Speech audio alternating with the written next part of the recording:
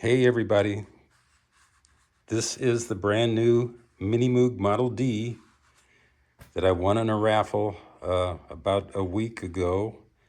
I got it in the mail on Thursday and I unboxed it on Thursday. This is Saturday, June 29th, and well, I've been playing with it. I've been twisting knobs and flipping switches, and I just thought I'd let people know what this little dandy thing does.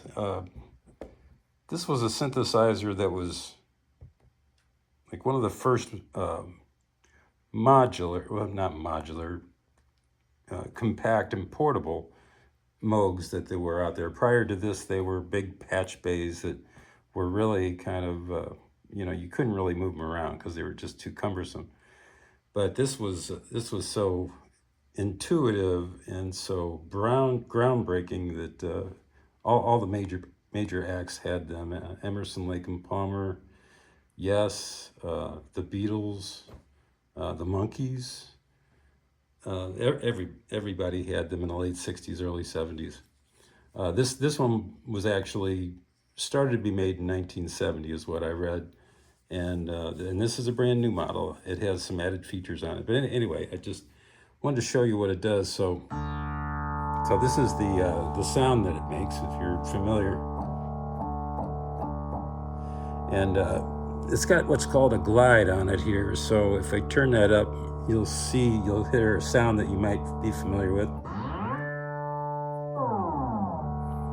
So, and you can modify that. And you might hear that the filter's kind of sweeping, and you can modify that up here in this filter section up here. And you can do that by hand.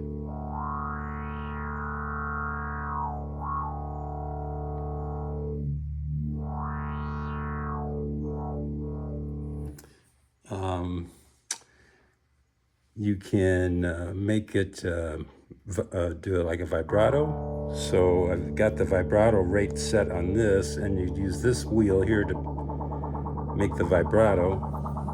And of course you can make kind of an interesting effect by doing the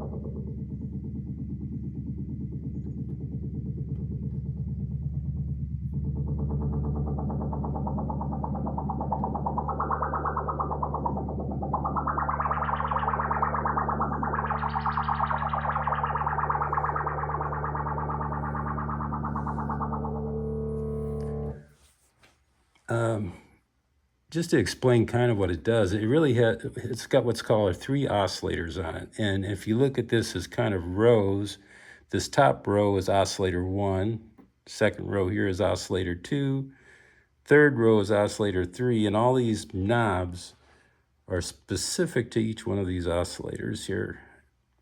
I've got it set so this is how high or low the I'll isolate this by just turning off 2 of these oscillators and put on 1. Now I'm only playing this one. You see how it's kind of a different, kind of a thinner sound.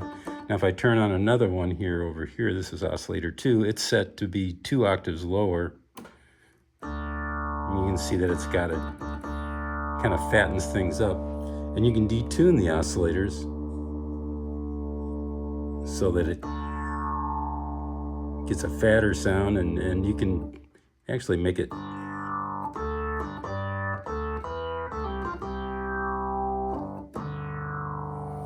I don't want to do that. That's kind of special purpose stuff. You hear that every once in a while in music. These are the waveforms, so they're basic waveforms. Before there was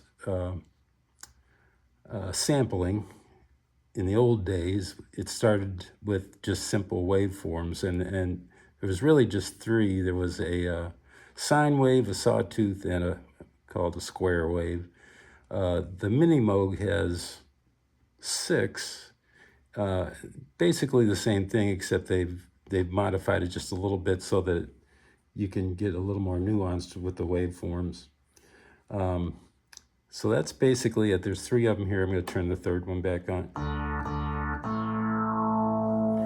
This is a pitch wheel over here. So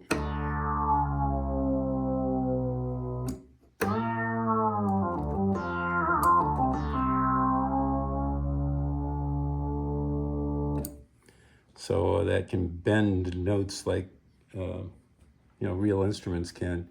And that was really kind of groundbreaking back in these days because, they had to invent these things to be something that humans could use to perform. And to this day, it's still kind of the way to do things. You have a pitch wheel and a modifier wheel, which is usually what they call a low frequency oscillator, which, usually causes a vibrato, but you can make it do other things too. Over here in this section, this modifies the waveform. So you can modify the loudness, and this is where you can make it sound like other instruments, because you notice I'm changing how the beginning of the note happens. That's called the attack. The decay is what happens after it comes to full loudness. And sustain is how long it will sustain. So if I go like this, notice it doesn't last very long. And that's pretty much it. It's kind of a neat little unit. I like it. That's it.